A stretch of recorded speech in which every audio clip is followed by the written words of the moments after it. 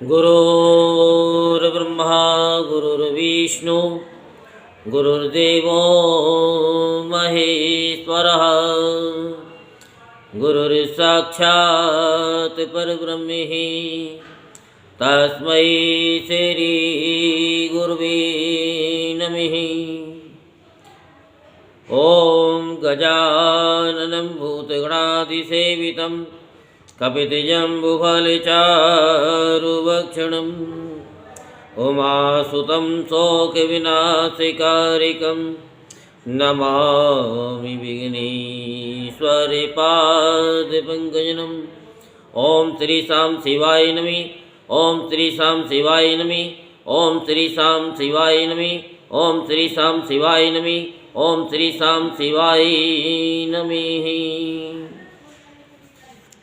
आज हम आपको शिव महापुराण की कथा सुनाते हैं।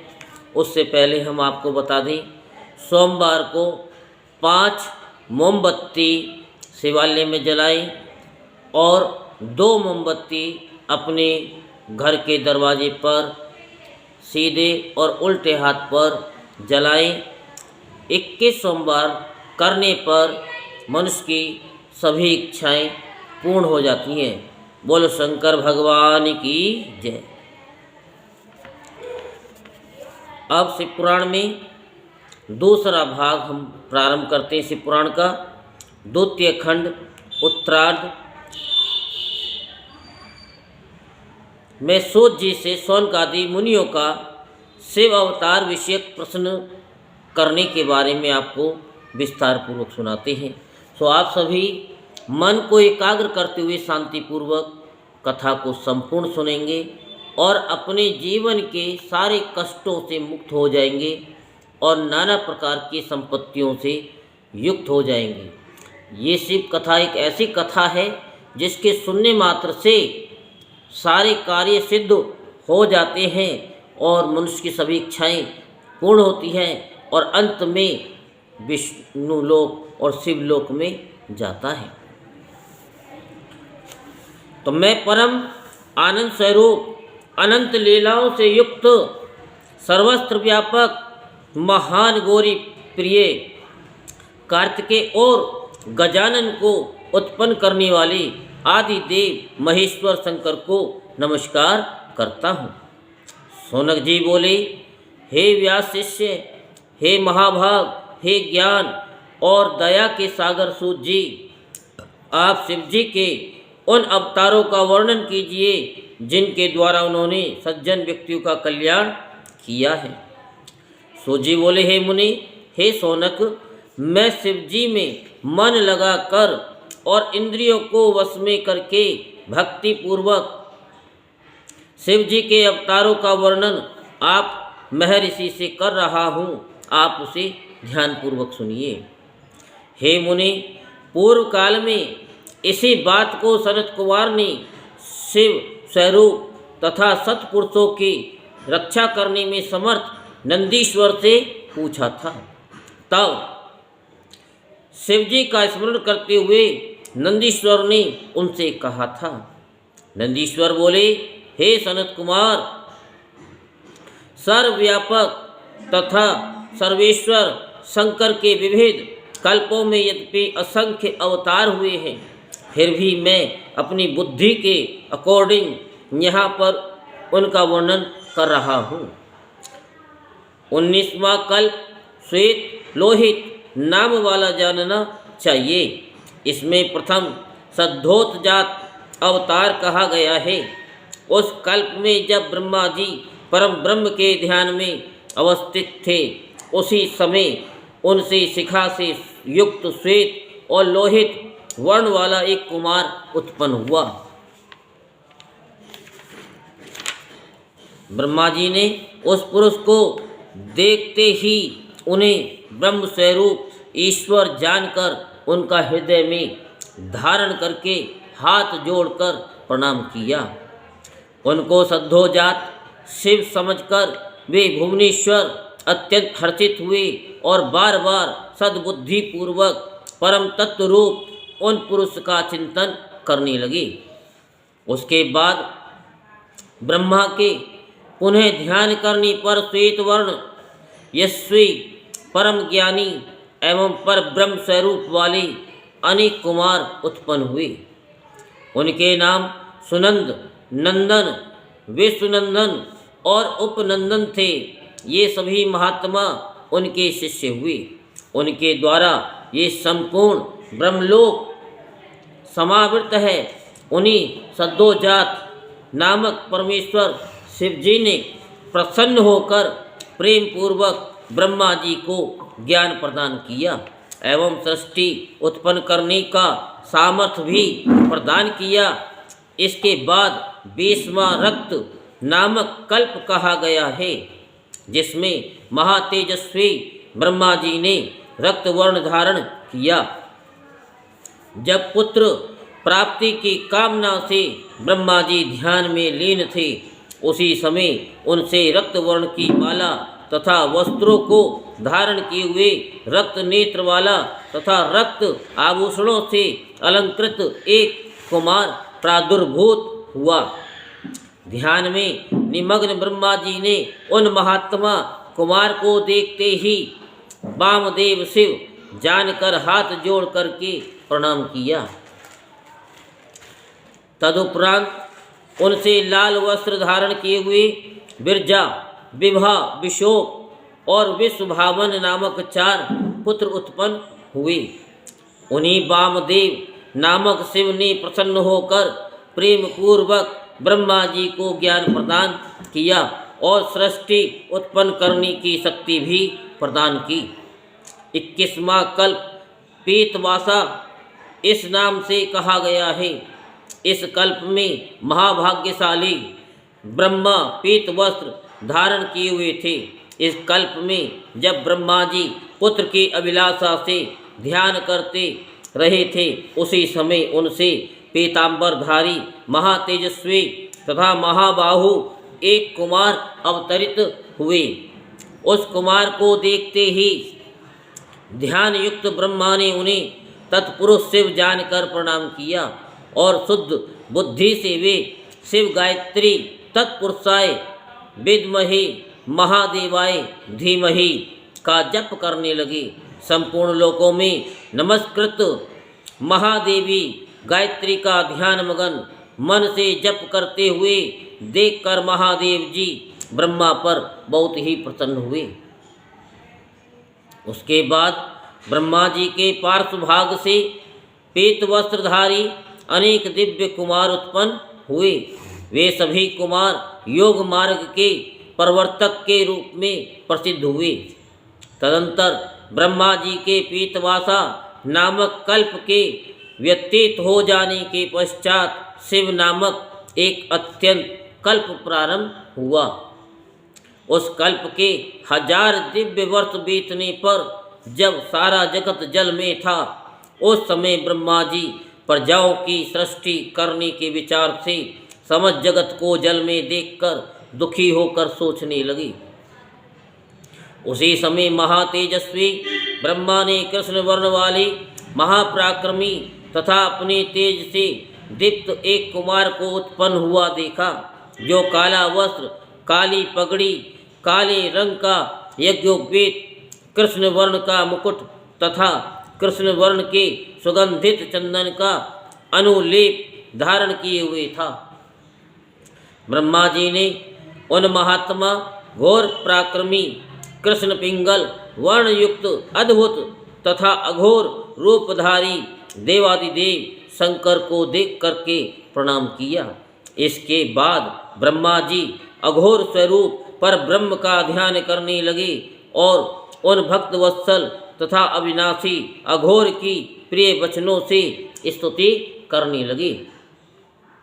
तत्पश्चात ब्रह्मा जी के पार्श्व भाग से कृष्ण सुगंधानुलेपन से लिप्त कृष्ण वर्ण के 4 महात्मा कुमार उत्पन्न हुए। कृष्ण, कृष्ण शिख और कृष्णास्य और कृष्ण कंठ धृक इस प्रकार के अव्यक्त नाम वाले वे परम तेज से संपन्न तथा शिव स्वरूप थे।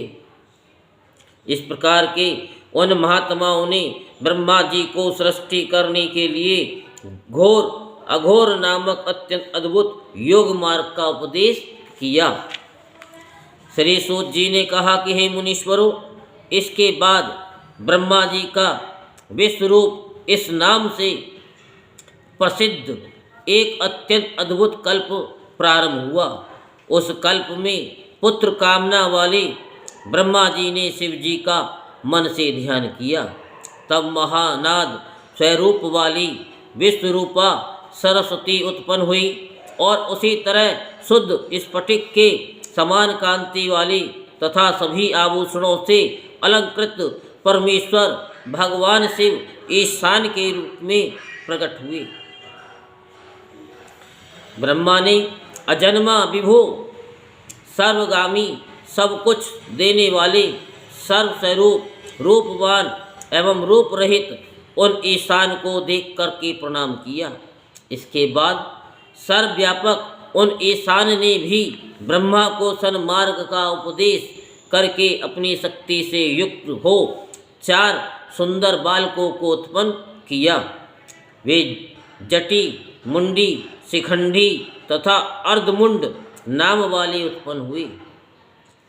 वे योग के द्वारा उपदेश देकर सद्धर्म करके योग गति को प्राप्त हो गए।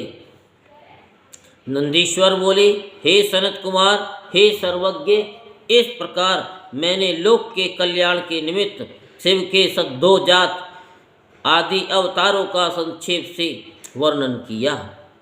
हे महाप्राज्ञ, तीनों लोकों के लिए हितकर उनका संपूर्ण यथोचित व्यवहार इस ब्रह्मांड में फैला हुआ है। महेश्वर की ईशान, तत्पुरुष, अघोर, वामदेव तथा सद्धोजात नामक 5 मूर्तियां ब्रह्म संज्ञा से इस जगत में प्रख्यात है। उनमें ईशान प्रथम तथा सर्वश्रेष्ठ शिव रूप कहा गया है, जो साक्षात प्रकृति का भोग करने वाले क्षेत्रज्ञों को अधिकृत करके स्थित है। शिव जी का द्वितीय रूप तत्पुरुष संज्ञक है, जो गुणों के आश्रय वाले तथा भोगने योग्य सर्वज्ञ पर अधिकार करके स्थित है। शिव जी का जो तीसरा अघोर नामक रूप है, वह धर्म के व्यवहार के लिए अपने अंगों से संयुक्त बुद्धि तत्व का विस्तार करके अंतःकरण में अवस्थित है। शिव जी का चौथा रूप वामदेव के नाम से विख्यात है, जो समस्त अहंकार का अधिष्ठान होकर अनेक प्रकार के कार्यों का सर्वदा संपादित करने वाला है। सर्वव्यापी शिव जी का ईशान नामक रूप श्रोतेंद्रिय, वागेंद्रिय तथा आकाश का ईश्वर है। बुद्धिमान विचारक शिव जी के तत्पुरुष नामक रूप को त्वचा, पानी, स्पर्श और वायु का ईश्वर मानते हैं। मनीषी गण शिव जी के अघोर नाम से विख्यात रूप को शरीर, रस, रूप एवं अग्नि का अधिष्ठान मानते हैं। शिव जी का वामदेव नामक रूप जिह्वा, वायु, रस तथा जल का स्वामी माना गया है। शिव जी के सद्धोजात नामक रूप को नासिका, उपेस्तेंद्रिय, गंध एवं भूमि का अधिष्ठात्र देवता कहा गया है। अपना कल्याण चाहने वाले पुरुषों को शिव जी के इन रूपों को प्रयत्न पूर्वक नित्य वंदना करनी चाहिए, क्योंकि ये रूप सभी प्रकार के कल्याण के एकमात्र कारण हैं। जो व्यक्ति सद्दोजात आदि की उत्पत्ति को सुनता अथवा पढ़ता है, वह संपूर्ण भोगों को भोग कर परम गति को प्राप्त कर लेता है। नंदीश्वर बोले, हे प्रभु, हे तात, हे मुनि, अब महेश्वर के समस्त प्राणियों को सुख प्रदान करने वाले तथा लोक के संपूर्ण कार्यों को संपादित करने वाले अन्य श्रेष्ठतम अवतारों को सुने। ये सारा संसार परेश शिव जी की उन 8 मूर्तियों का स्वरूप ही है।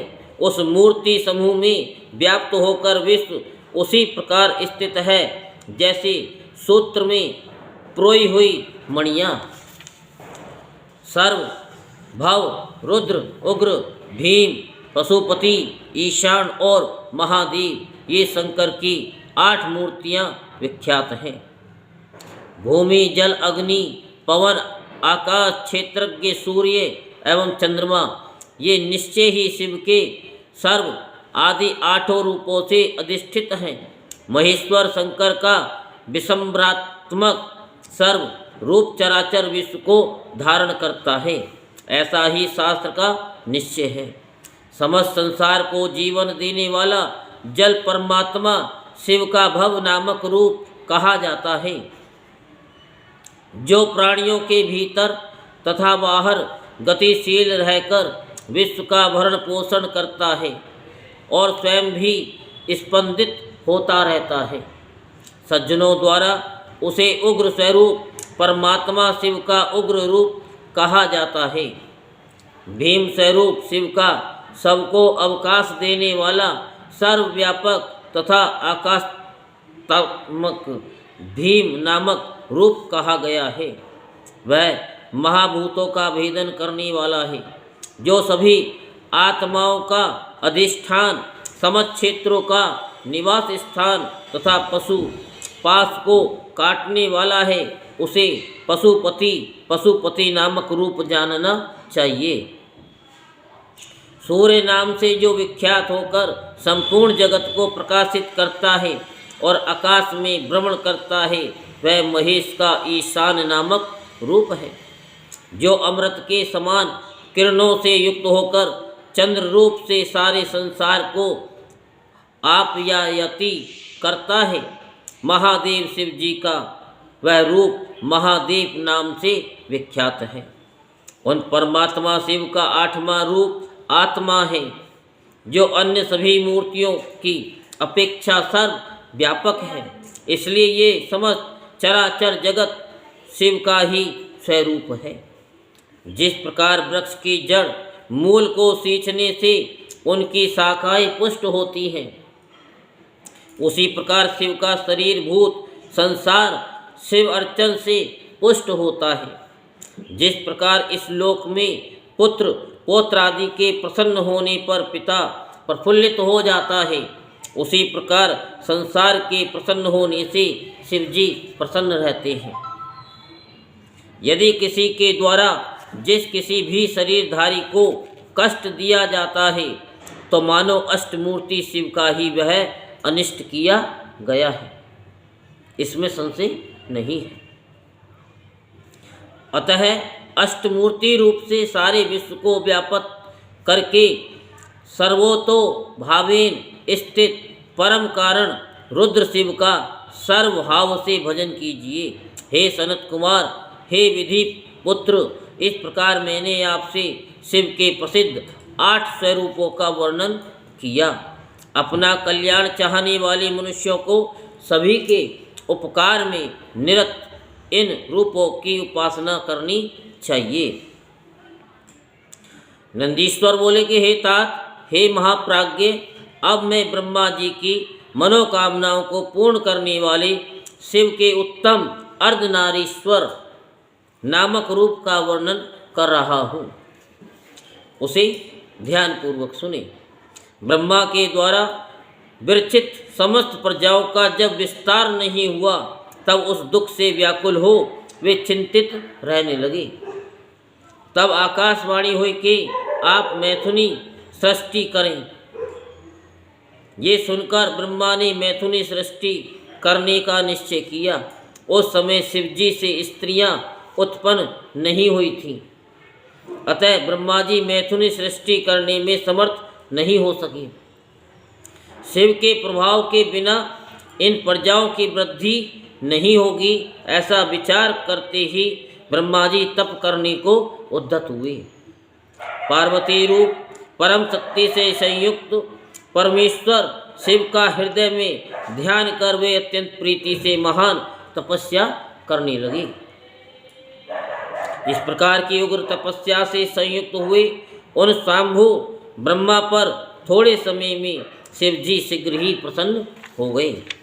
उसके पश्चात भगवान हर अपनी पूर्ण चैतन्यमयी ऐश्वर्यशालिनी तथा सर्व काम प्रदायिनी मूर्ति में प्रविष्ट होकर अर्धनारी नर का रूप धारण कर ब्रह्मा के पास गए। वे ब्रह्मा जी परम शक्ति से संपन्न उन परमेश्वर को देखकर दंडवत प्रणाम कर हाथ जोड़े हुए उनकी स्तुति करने लगे। इसके बाद देवादिदेव विश्वकर्ता महेश्वर ने अत्यंत प्रसन्न हो मेघ के समान गंभीर वाणी में सृष्टि के लिए ब्रह्मा जी से कहा। ईश्वर बोले, वत्स, हे महाभाग, हे मेरे पुत्र पितामह, मैं तुम्हारे समस्त मनोरथ को यथार्थ रूप में जान गया हूँ। प्रजाओं की वृद्धि के लिए ही तुमने इस समय तपस्या की है। उस तपस्या से मैं संतुष्ट हूँ और तुम्हें इच्छित वर दान दे रहा हूँ। परम उद्धार एवं स्वभाव से मधुर ये वचन कहकर भगवान शिव ने अपने शरीर के वाम भाग से देवी पार्वती को अलग किया। शिव से अलग हुई और पृथक रूप में स्थित उन परम शक्ति को देखकर विनीत भाव से प्रणाम करके ब्रह्मा जी उनसे प्रार्थना करने लगे। ब्रह्मा जी बोले कि हे शिवे, आपके पति देवादिदेव शिव जी ने सृष्टि के आदि में मुझे उत्पन्न किया और उन्हीं परमात्मा शिव ने सभी प्रजाओं को नियुक्त किया है। हे शिवे, उनकी आज्ञा से मैंने अपने मन से सभी देवताओं आदि की सृष्टि की, किंतु बार बार सृष्टि करने पर भी प्रजाओं की वृद्धि नहीं हो रही है। इसलिए अब मैथुन से होने वाली सृष्टि करके ही मैं अपनी समस्त प्रजाओं की वृद्धि करना चाहता हूँ। आपसे पहले शिव जी के शरीर से स्त्रियों का अविनाशी समुदाय उत्पन्न नहीं हुआ, इसलिए मैं उस नारी कुल की सृष्टि करने में असमर्थ रहा। सभी शक्तियाँ आपसे ही उत्पन्न होती हैं, इसलिए मैं परम शक्ति स्वरूपा आप अखिलेश्वरी से प्रार्थना कर रहा हूँ। हे शिवे, हे माते, इस चराचर जगत की वृद्धि के लिए नारी कुल की रचना का सामर्थ्य प्रदान कीजिए। हे शिव प्रिय, आपको नमस्कार है।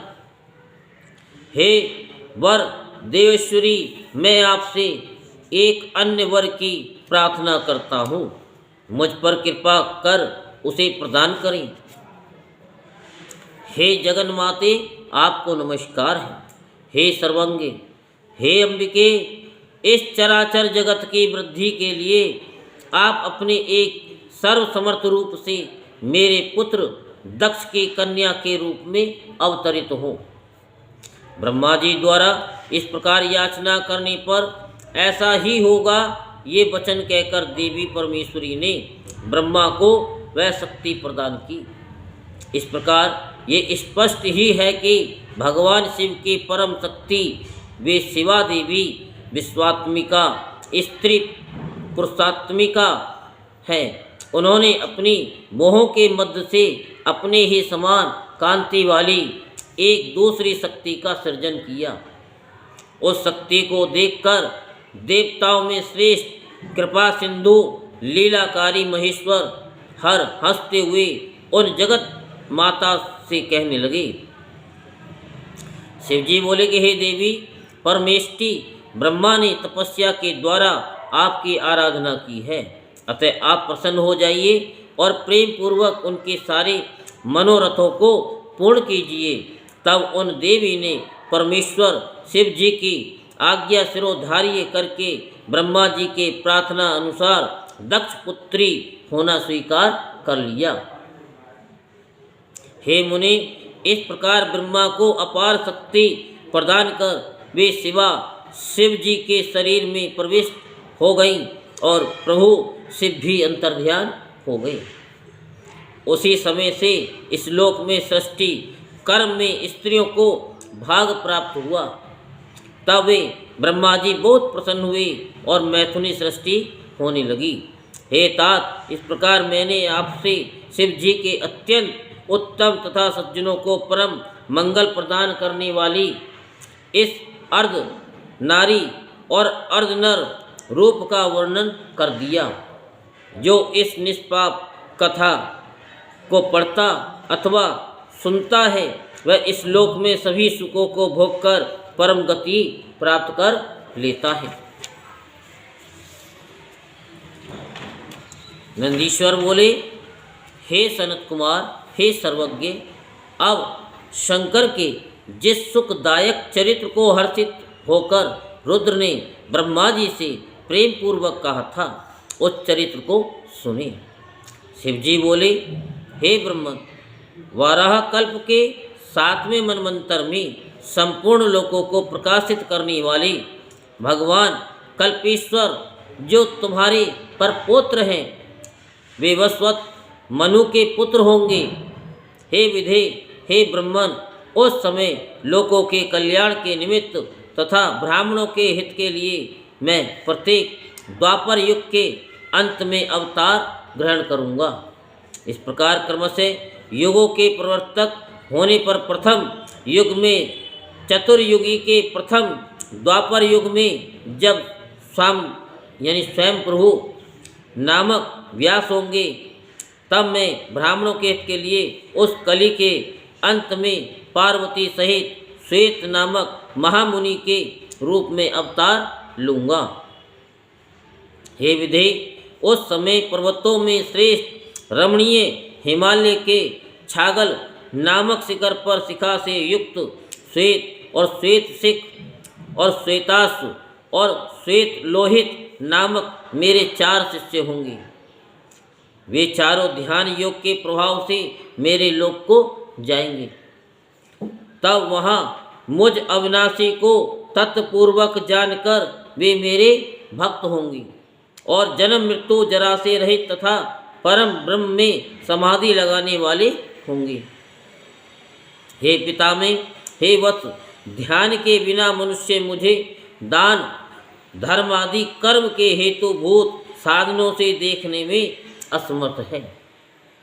दूसरे द्वापर में जब सत्य नामक प्रजापति व्यास होंगे, तब मैं कलयुग में सुतार नाम से अवतार ग्रहण करूँगा।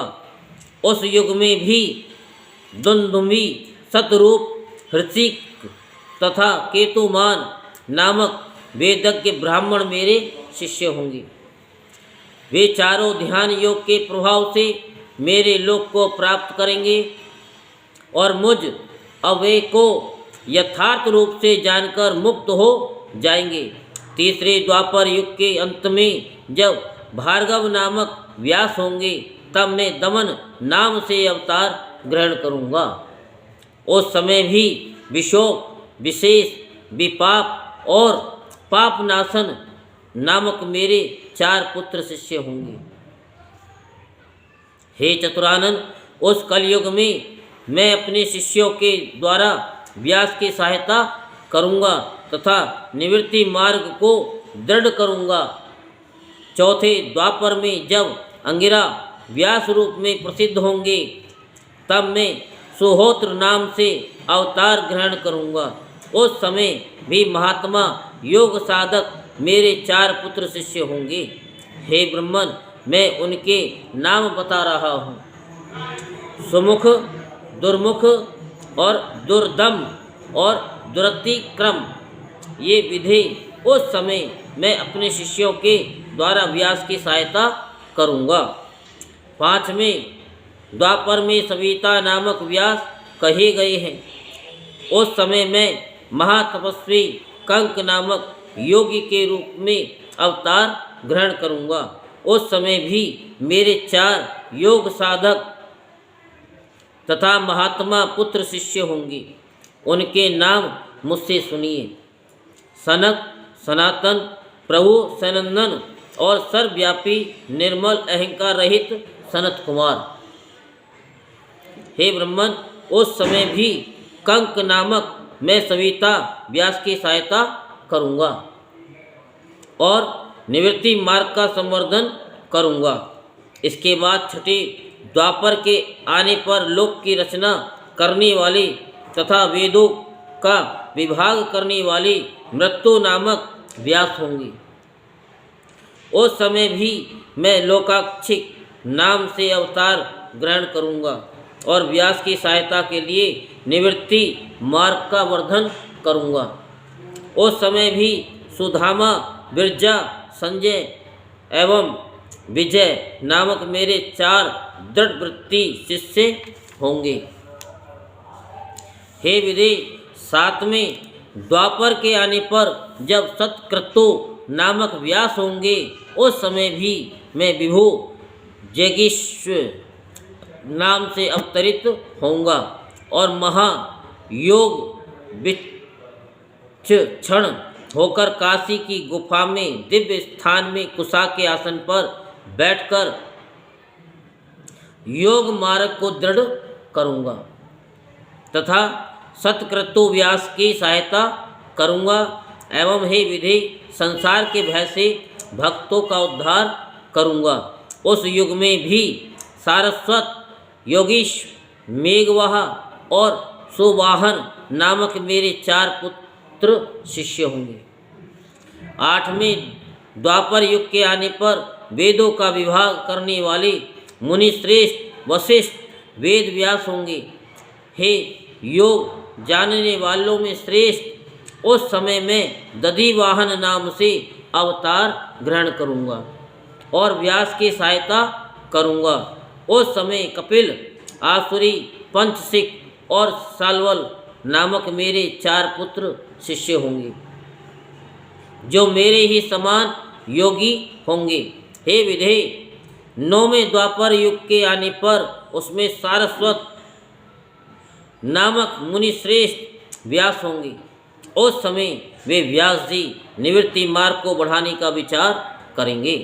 तब मैं ऋषभ नाम से विख्यात होकर के अवतार लूँगा। उस समय पारसर, गर्ग, भार्गव एवं गिरीश नामक मेरे परम योगी शिष्य होंगे। हे प्रजापति, मैं उनके साथ योग मार्ग को दृढ़ करूँगा और हे सन्मुनि, मैं वेद व्यास की सहायता करूँगा।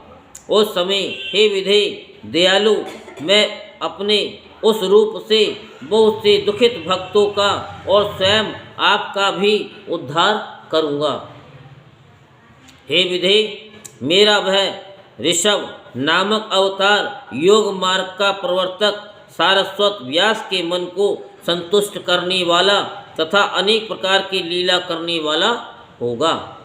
मेरे उस अवतार ने भद्रायु नामक राजकुमार को, जो विष के दोष से मर गया था एवं जिसके पिता ने त्याग दिया था, उन्हें जीवित कर दिया था। उस राजकुमार के 16 वर्ष का होने पर मेरे अंश से उत्पन्न ऋषभ पुनः सहसा उसके घर गए। हे प्रजापति, उस राजकुमार ने कृपा निधि तथा अति सुंदर उन ऋषभ जी का आदर पूर्वक पूजन किया और ऋषभ जी ने उसे उस समय राजयोग से युक्त धर्मोपदेश दिया। तदंतर उन्होंने प्रसन्नचित्त होकर दिव्य कवच, शंख तथा प्रकाशवान खड्ग प्रदान किया, जो शत्रुओं के विनाश में समर्थ था। तदंतर दीनवत्सल उन महात्मा ऋषभ जी ने उसके अंगों में भस्म लगाकर कृपा पूर्वक 12,000 हाथियों का बल भी उसे प्रदान किया। इस प्रकार माता सहित भद्रायु को भली भांति आश्वस्त करके तथा उन दोनों से पूजित होकर स्वेच्छागामी प्रभु ऋषभ चले गए। हे विधे, राजऋषि भद्रायु भी अपने शत्रुओं को जीतकर कीर्ति मालिनी से विवाह कर धर्मानुसार राज्य करने लगी। मैंने इस प्रकार के प्रभाव वाले सज्जनों को गति प्रदान करने वाली तथा दीन दुखियों के बंधु रूप मुझ शंकर के 9वें ऋषभ अवतार का वर्णन आपसे किया। ऋषभ का चरित्र परम पवित्र, महान, स्वर्ग देने वाला, यश तथा कीर्ति देने वाला और आयु को बढ़ाने वाला है। इसे यत्न पूर्वक सुनना चाहिए। शिव जी बोले कि हे ब्राह्मण, 10वें द्वापर युग में जब त्रिधामा नामक व्यास होंगे, उस समय मैं हिमालय पर्वत के मनोहर भृगुतुंग नामक ऊंचे शिखर पर अवतार ग्रहण करूंगा। उस समय भी मेरे श्रुति सम्मित तथा तपस्वी भृगु बलबंधु नरामित्र तथा केतुश्रृंग नामक पुत्र होंगे। 11वें द्वापर युग में जब त्रिवृत नामक व्यास होंगे, उस समय मैं कलयुग में गंगा द्वार पर तप नाम से अवतरित होऊंगा। उस समय भी लंबोदर, लंबाक्ष, केशलम एवं प्रलंबक नामक 4 दृढ़वृत्ति मेरे शिष्य होंगे। 12वें द्वापर युग के आने पर वेदों के विभाग करने वाले सततेजा नामक व्यास होंगे। तब मैं द्वापर के अंत होने पर कलयुग में यहाँ पृथ्वी पर अवतार ग्रहण करूँगा। उस समय हेम कंचुक नामक स्थान पर आविर्भूत हुआ मैं अत्रि के नाम से प्रसिद्ध होकर व्यास जी के सहायतार्थ निवृत्ति मार्ग को दृढ़ करूँगा। हे महामुनि, उस समय सर्वज्ञ, समबुद्धि, साध्य एवं सर्व नामक मेरे परम योगी 4 पुत्र होंगे। 13वें द्वापर युग में धर्म स्वरूप नारायण नामक व्यास होंगे।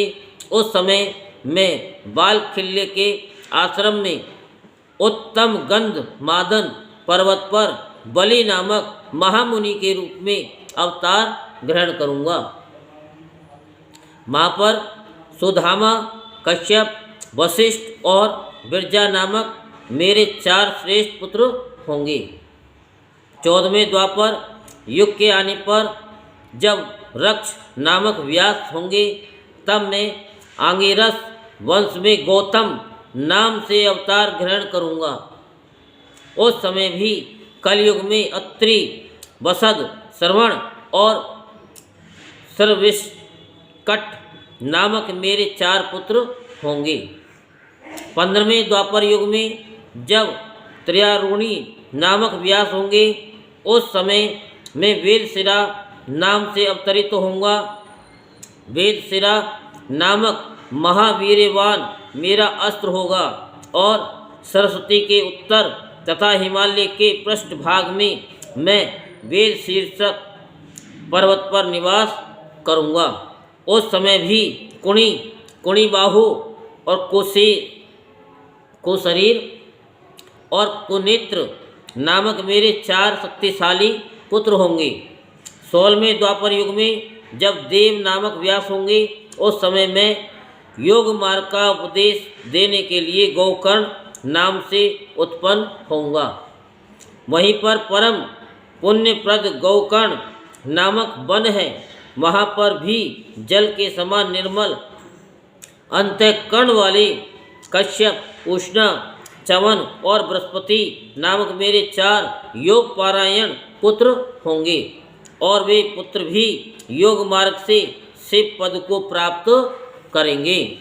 17वें द्वापर युग के आगमन पर देव कृतंजय नामक व्यास होंगे। उस समय मैं हिमालय के उत्तम तथा ऊंचे शिखर पर हिम से व्यापक जो महालय नाम का शिव क्षेत्र है, वहाँ गुहावास नाम से अवतार धारण करूँगा और वहाँ भी उतथ्य, वामदेव, महायोग एवं महाबल नामक मेरे 4 पुत्र होंगे। 18वें द्वापर युग के आने पर जब ऋतंजय नामक व्यास होंगे, तब मैं उस हिमालय के मनोहर शिखर पर शिखंडी नाम से प्रकट होऊंगा। उस महापुण्यप्रद सिद्ध क्षेत्र में शिखंडी नामक पर्वत है और उसी नाम वाला वन भी है। जहाँ सिद्ध निवास करते हैं वहाँ भी वाचे श्रवा रुचिक और सयावास्य एवं यतीश्वर ये मेरे 4 महातपस्वी पुत्र होंगे। 19वां द्वापर युग में जब भरद्वाज मुनि व्यास होंगे तब ब्रह्मा तब हिमालय के शिखर पर जटाएं धारण किया हुआ मैं माली नाम से अवतार ग्रहण करूँगा। वहाँ समुद्र के समान गंभीर हिरण्यनामा, कौशल्य, लोकाक्षी तथा प्रधिमी नामक मेरे 4 पुत्र होंगे। 20वें द्वापर में गौतम नामक व्यास होंगे। तब मैं हिमालय पर्वत पर 28 नाम से अवतीर्ण होऊंगा। वहीं हिमालय के पृष्ठभाग पर 28 नामक महापर्वत है जहाँ 28 प्रिय मनुष्य निवास करते हैं।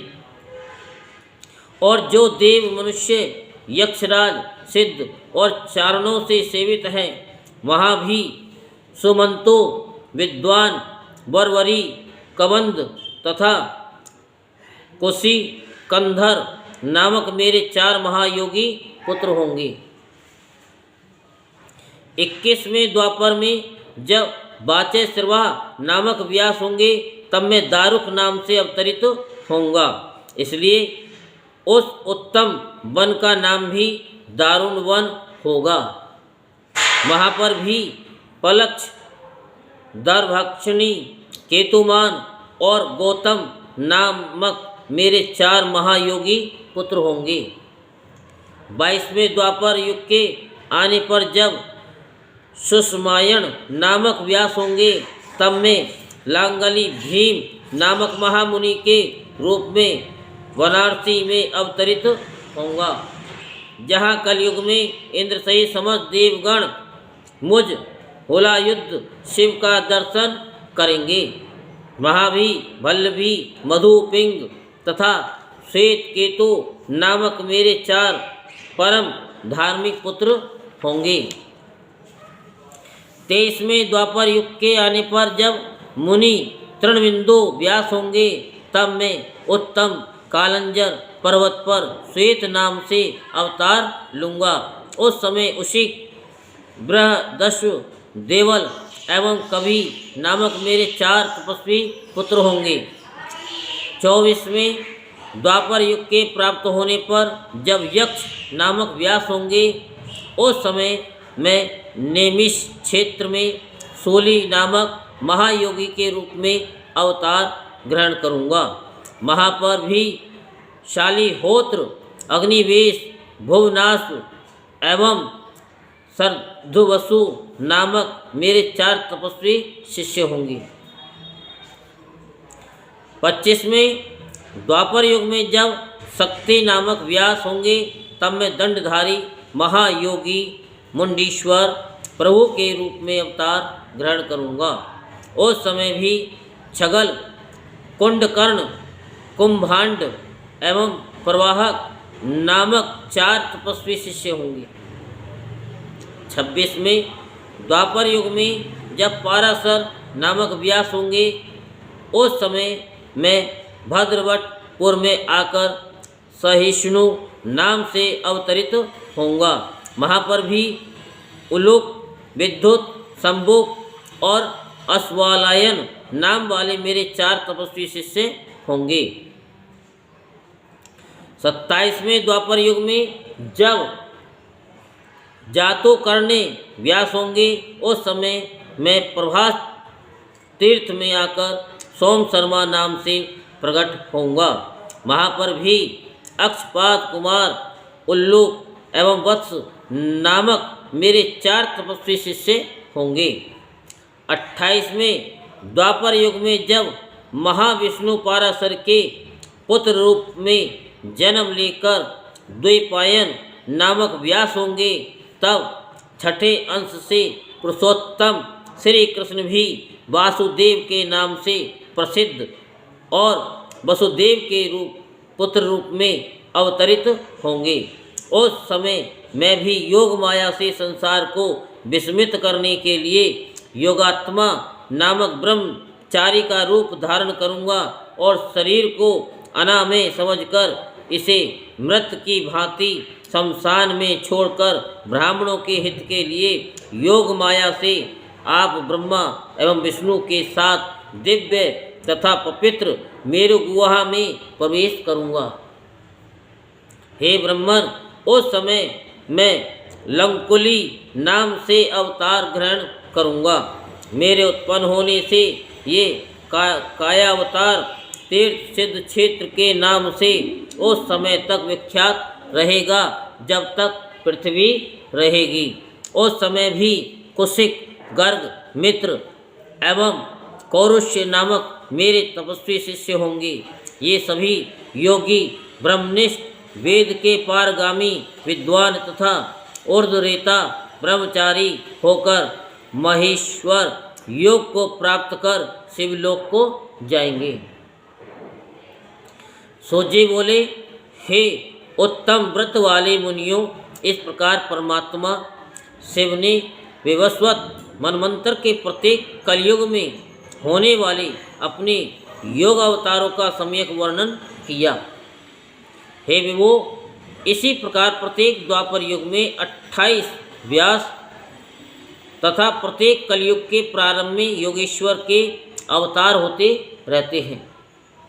प्रत्येक महायोगेश्वर के अवतारों में उनके 4 महासेव्य शिष्य भी होते रहते हैं, जो योग मार्ग की वृद्धि करने वाले तथा अविनाशी होते हैं। ये सभी शिष्य पाशुपत व्रत का आचरण करने वाले, शरीर में भस्म लेपन करने वाले, रुद्राक्ष की माला धारण करने वाले तथा त्रिपुंड से सुशोभित मस्तक वाले होते हैं। सभी शिष्य धर्म पारायण, वेद वेदांग के ज्ञाता और लिंग अर्चन में सदा तत्पर, बाहर तथा भीतर से मुझ में भक्ति रखने वाले और योग ध्यान पारायण तथा जितेंद्रिय होते हैं।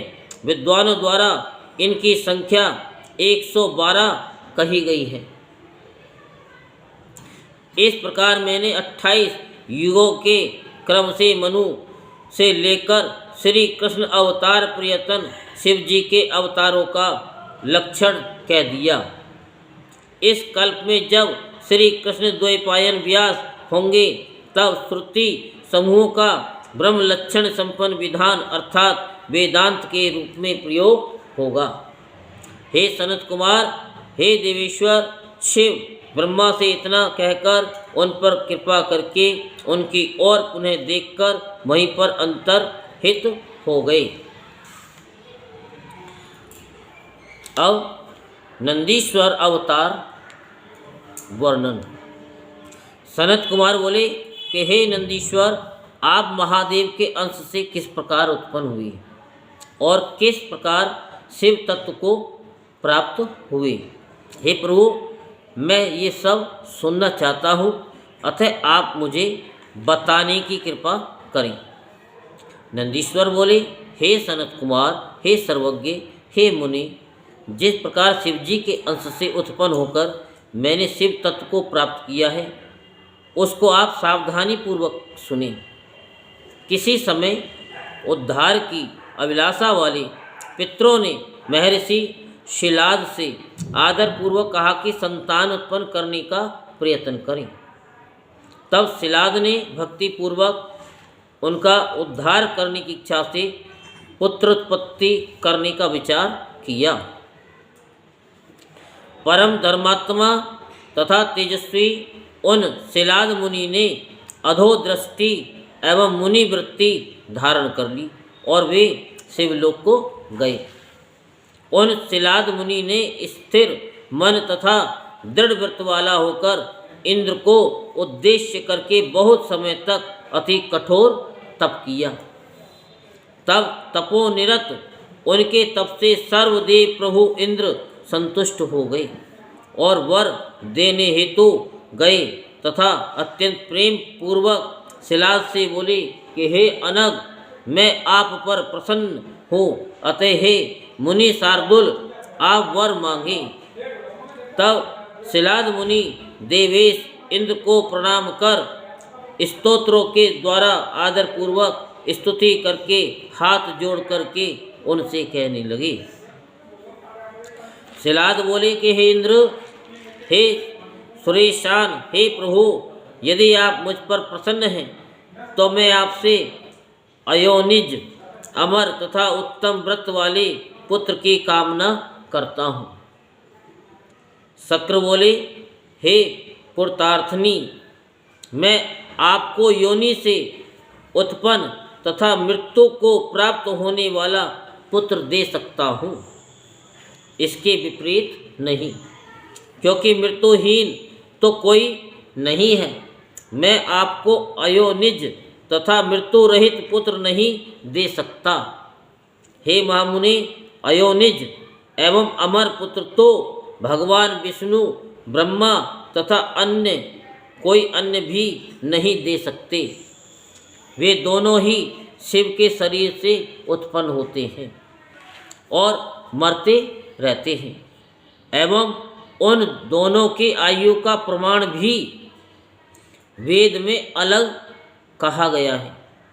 इसलिए हे विप्रवर, मृत्युहीन एवं अयोनिज पुत्र की कामना प्रयत्न पूर्वक छोड़ें और अपने सामर्थ्य वाला पुत्र प्राप्त करें। हाँ, यदि देवादिदेव महादेव रुद्र आप पर प्रसन्न हो जाएं, जो आपको अत्यंत दुर्लभ मृत्युहीन और अयोनिज पुत्र प्राप्त हो सकता है, हे महामुनि, मैं भगवान विष्णु एवं ब्रह्मा भी अयोनिज तथा मृत्युहीन पुत्र नहीं दे सकते। यदि इस प्रकार के पुत्र को प्राप्त करने की कामना से आप महादेव की आराधना कीजिए तो महान सामर्थ्य वाले वे सर्वेश्वर आपको इस प्रकार का पुत्र देंगे। नंदीश्वर बोले, हे मुनि, परम दयालु इंद्र उन विपेंद्र को इस प्रकार से कहकर तथा उन पर अनुग्रह करके देवताओं के साथ अपने लोक को चले गए। वरदाता इंद्र के चले जाने पर वे शिलाद मुनि महादेव की आराधना करते हुए अपनी तपस्या से शिव को प्रसन्न करने लगे।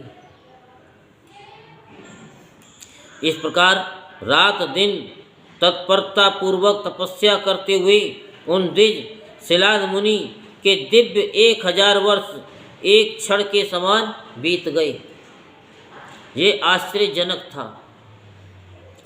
उनका समस्त शरीर वज्र सूची के समान मुख वाले एवं अन्यान्य रुधिर पान करने वाले लाखों कीड़ों से तथा बल्मीक से ढक गया। उनका शरीर त्वचा, रुधिर एवं मांस से रहित हो गया। बामी में स्थित उन मुनि श्रेष्ठ शिलाद की हड्डियां ही बची रह गई थीं। तब शिवजी ने प्रसन्न होकर उन्हें दिव्य गुणों से युक्त अपना दिव्य शरीर दिखलाया, जिसे कुटिल बुद्धि रखने वाले नहीं प्राप्त कर सकते। तब सभी देवताओं के स्वामी शूलधारी शिव ने देवताओं के 1000 वर्ष से तप करते हुए उन शिलाद मुनि से कहा कि मैं आपको वर देने आया हूँ। महासमाधि में लीन वे महामुनि शिलाद भक्ति के अधीन रहने वाले शिव जी की उस वाणी को नहीं सुन सके।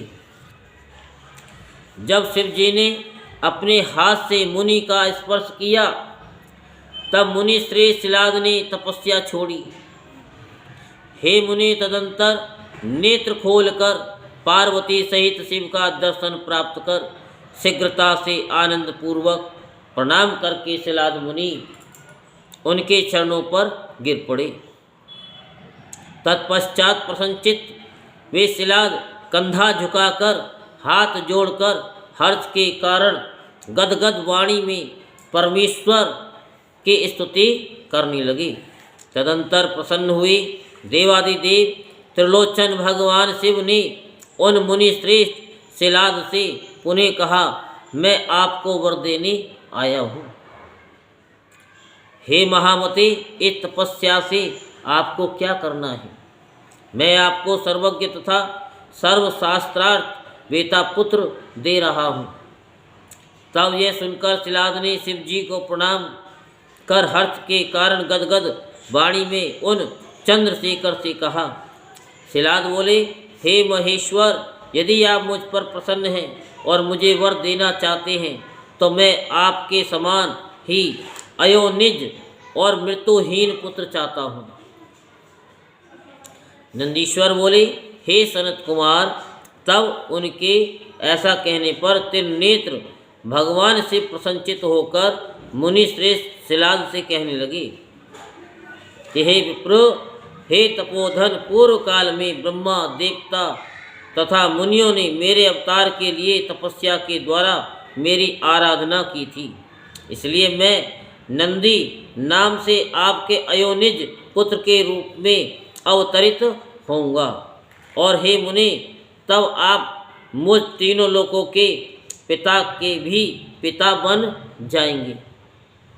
नंदीश्वर बोले, ऐसा कहकर प्रणाम करके स्थित मुनि की और देखकर उन्हें आज्ञा देकर उमा सहित दयालु शिव वहीं अंतर्हित हो गए।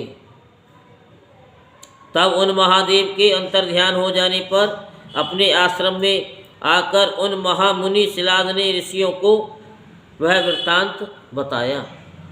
हे सनत कुमार, कुछ समय बाद यज्ञ वेताओं में श्रेष्ठ मेरे पिता सिलाद मुनि यज्ञ करने के लिए यज्ञ स्थल का शीघ्रता से कर्षण करने लगे। उसी समय यज्ञ आरंभ से पूर्व ही शिव जी की आज्ञा से प्रलय अग्नि के सदृश दे दीप्यमान होकर मैं उनके शरीर से पुत्र रूप में प्रकट हुआ। उस समय सिलाद मुनि के पुत्र रूप में मेरे अवतरित होने पर पुष्करावर्त आदि मेघ वर्षा करने लगे। आकाशचारी किन्नर सिद्ध और साध्यगण गान करने लगे और ऋषिगण चारों ओर से पुष्प वृष्टि करने लगे। इसके बाद ब्रह्मा आदि देवगण, देव पत्नियां, विष्णु, शिव, अंबिका, ये सब अत्यंत प्रसन्नता पूर्वक वहाँ आए। उस समय वहाँ पर बहुत बड़ा उत्सव हुआ। अप्सराएं नाचने लगी। वे सभी देवगण हर्षित होकर मेरा समादर तथा आलिंगन करके स्तुति करने लगे।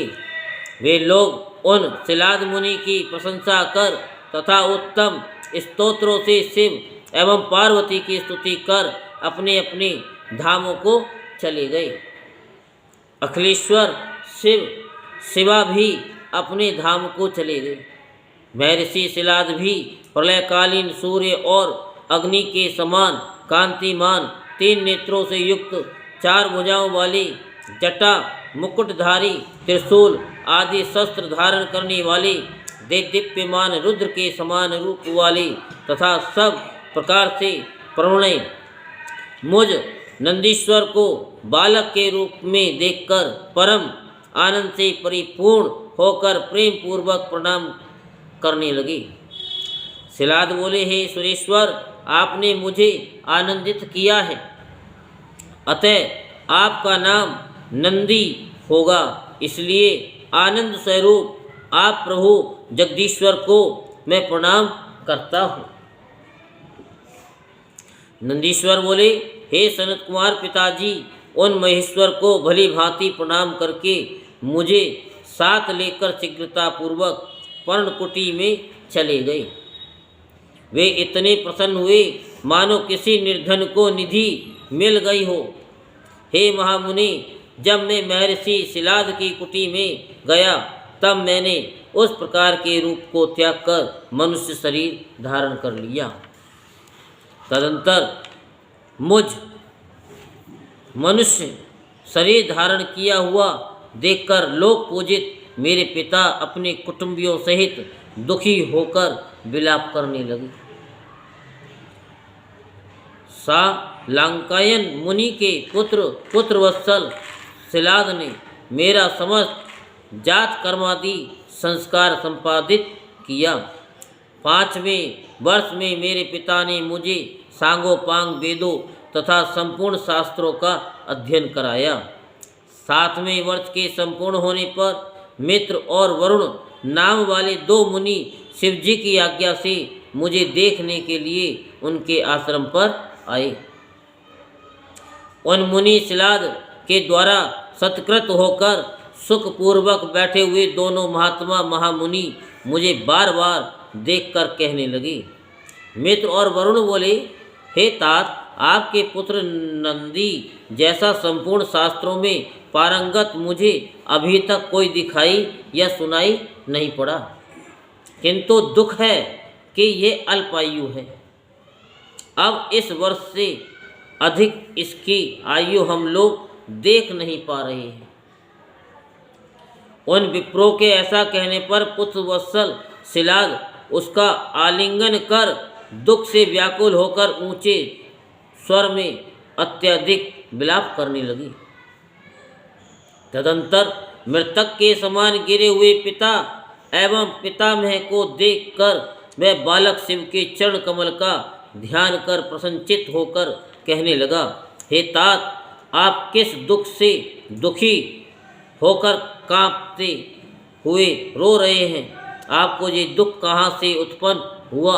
मैं उसको यथार्थ रूप से जानना चाहता हूँ। पिताजी बोले, हे पुत्र, तुम्हारी अल्प अवस्था में मृत्यु के दुख से मैं अत्यधिक दुखी हूँ। मेरे दुख को कौन दूर करेगा? मैं उसकी शरण में जाऊँ। पुत्र बोला, हे पिताजी, देवता, दानव, यमराज, काल अथवा अन्य कोई भी प्राणी यदि मुझे मारना चाहे तो भी मेरी अल्प मृत्यु नहीं होगी। आप दुखी न हो। हे पिताजी, मैं आपकी सौगंध खा के कहता हूँ, ये सच कह रहा हूँ। पिताजी बोले, हे पुत्र, वह कौन सा तप है, ज्ञान है अथवा योग है? ये कौन तुम्हारा प्रभु है जिससे तुम मेरे इस दारुण दुख को दूर करोगे?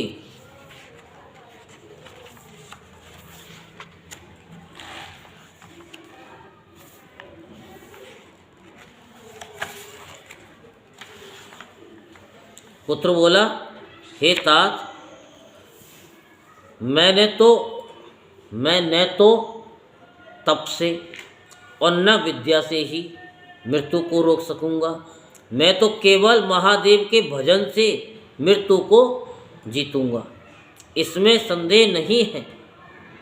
नंदीश्वर बोले कि हे मुनि, ऐसा कहकर मैं सिर झुकाकर पिता के चरणों में प्रणाम कर उनकी प्रदक्षिणा करके उत्तम वन की ओर चला गया। बोलो शंकर भगवान की।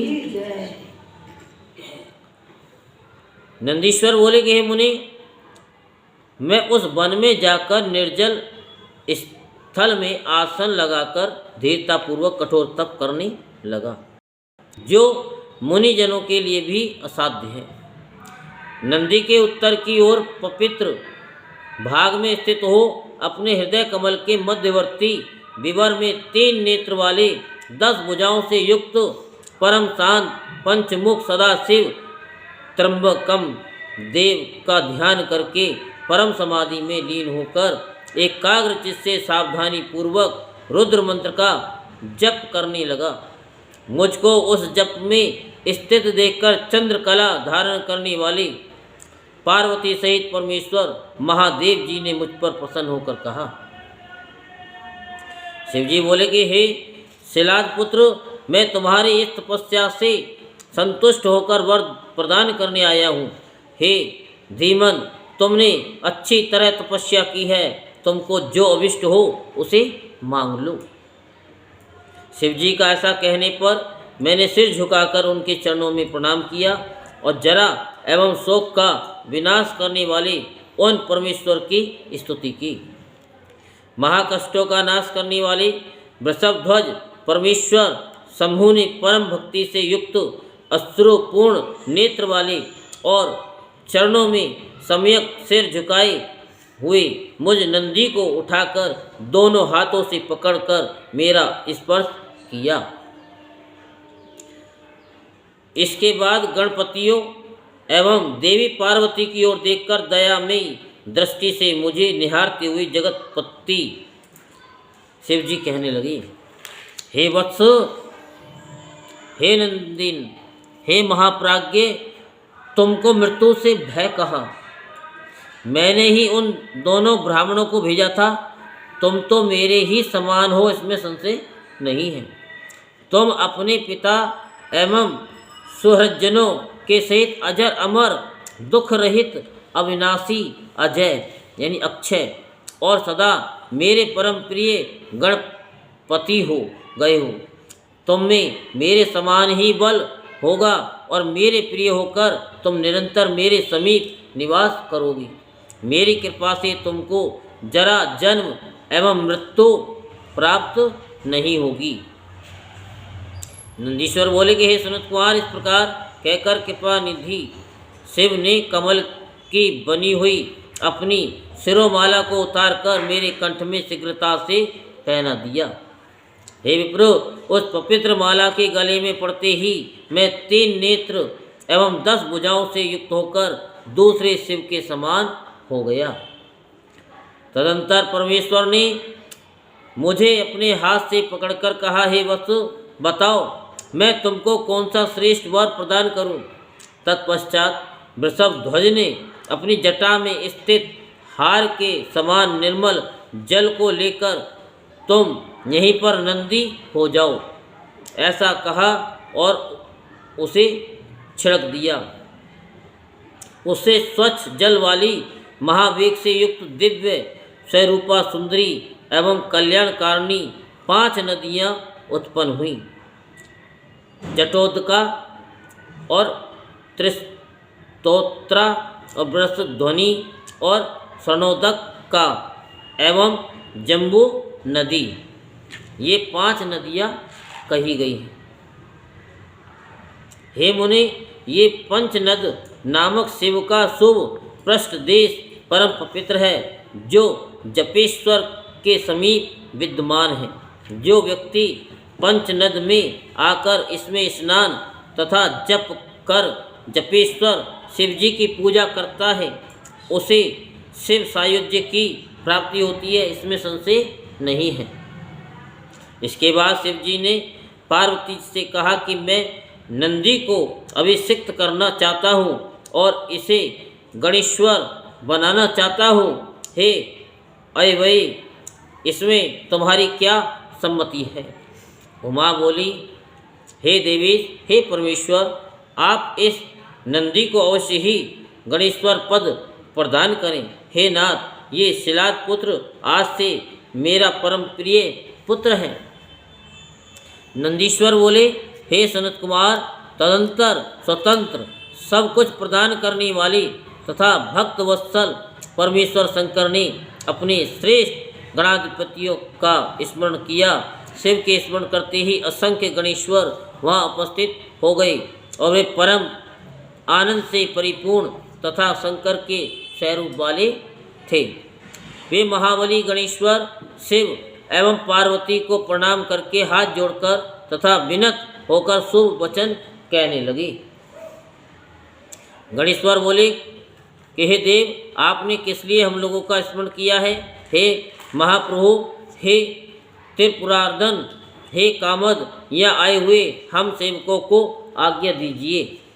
क्या हम लोग समुद्र को सुखा दें अथवा सेवकों सहित यमराज को मार डालें अथवा मृत्यु महामृत्यु तथा बूढ़े ब्रह्मा का संहार कर दें अथवा देवताओं के सहित इंद्र को अथवा पार्षद सहित विष्णु को अथवा दानवों सहित अत्यंत क्रुद्ध दैत्यों को बांध करके ले आएं?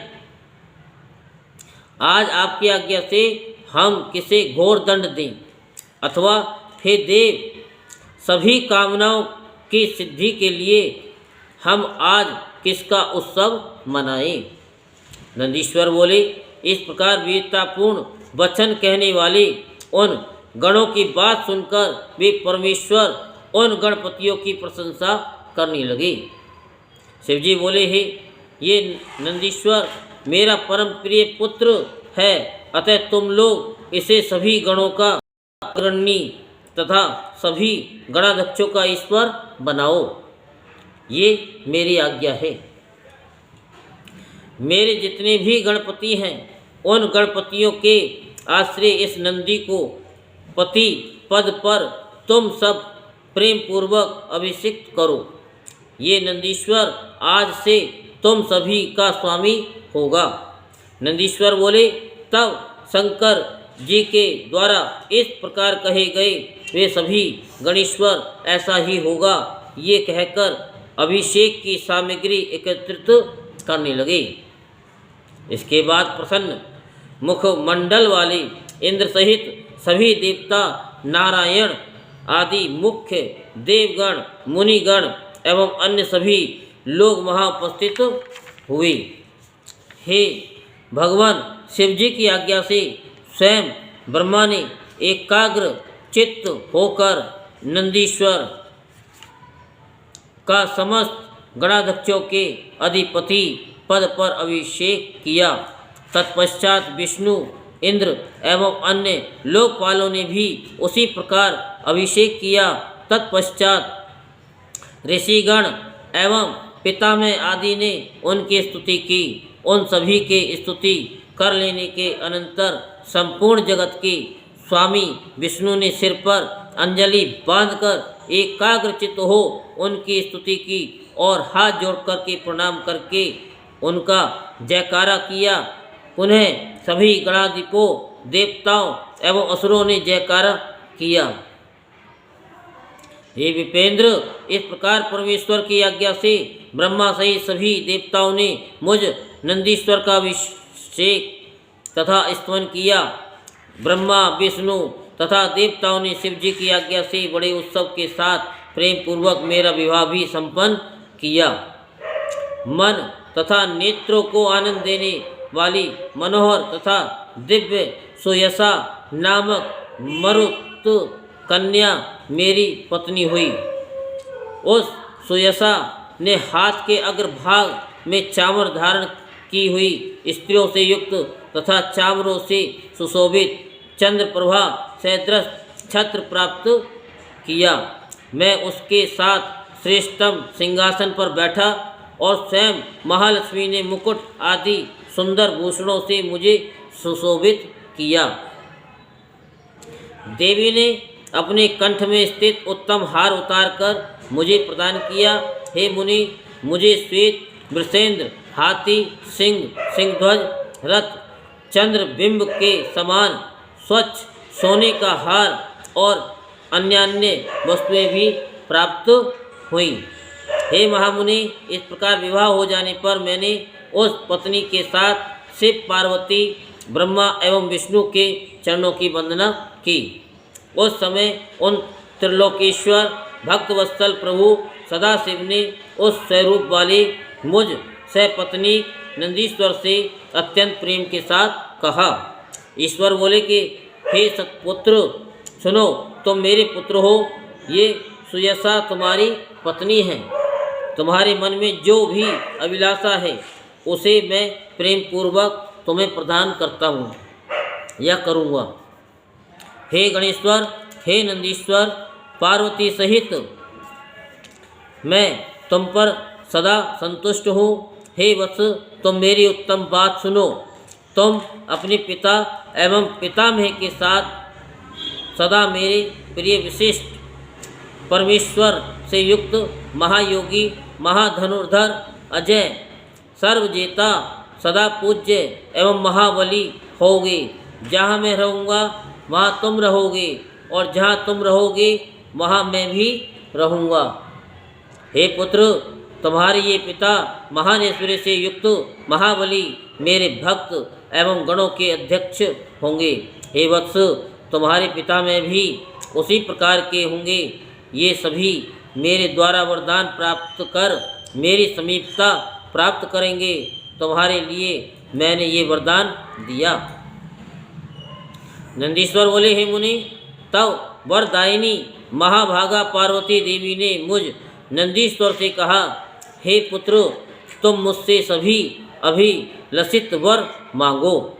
तब पार्वती देवी के उस वचन को सुनकर नंदीश्वर ने हाथ जोड़कर कहा कि हे देवी, आपके चरणों में सदा मेरी उत्तम भक्ति हो। मेरे वचन को सुनकर उन देवी ने कहा, ऐसा ही हो। उन्होंने बड़े प्रेम से मुझ नंदी की कल्याणमयी पत्नी सुयशा से कहा। देवी बोली, हे वत्स, तुम यथेष्ट वर ग्रहण करो। तुम 3 नेत्र वाली एवं जन्म मृत्यु से रहित रहोगी और पुत्र पौत्रों के सहित तुम्हारी भक्ति मुझ में अपने पति में निरंतर बनी रहेगी। नंदी बोले, उस समय ब्रह्मा, विष्णु तथा सभी देवताओं ने प्रसन्नता पूर्वक शिव की आज्ञा से उन दोनों को वर दिए। उसके बाद ईश शिवजी संबंधियों, बंधु बांधवों एवं कुटुंब के साथ मुझे लेकर पार्वती सहित बैल पर सवार होकर अपने धाम को गए। हे विष्णु आदि सभी देवता भी मेरी प्रशंसा करते हुए तथा शिव पार्वती की स्तुति करते हुए अपने अपने धाम को चले गए। हे वत्स, हे महामुनि, इस प्रकार मैंने अपना अवतार आपसे कहा, जो मनुष्यों को सदा आनंद देने वाला एवं शिवजी में भक्ति बढ़ाने वाला है। जो व्यक्ति श्रद्धा तथा भक्ति से युक्त होकर मुझ नंदी के इस जन्म, वरदान, अभिषेक तथा विवाह के प्रसंग को सुनता है अथवा सुनाता है अथवा भक्ति पूर्वक पढ़ता है या पढ़ाता है, वह इस लोक में सभी सुखों को भोगकर परलोक में मोक्ष को प्राप्त करता है। बोल शंकर भगवान की जय। हर हर महादेव, हर हर महादेव, हर हर महादेव, हर हर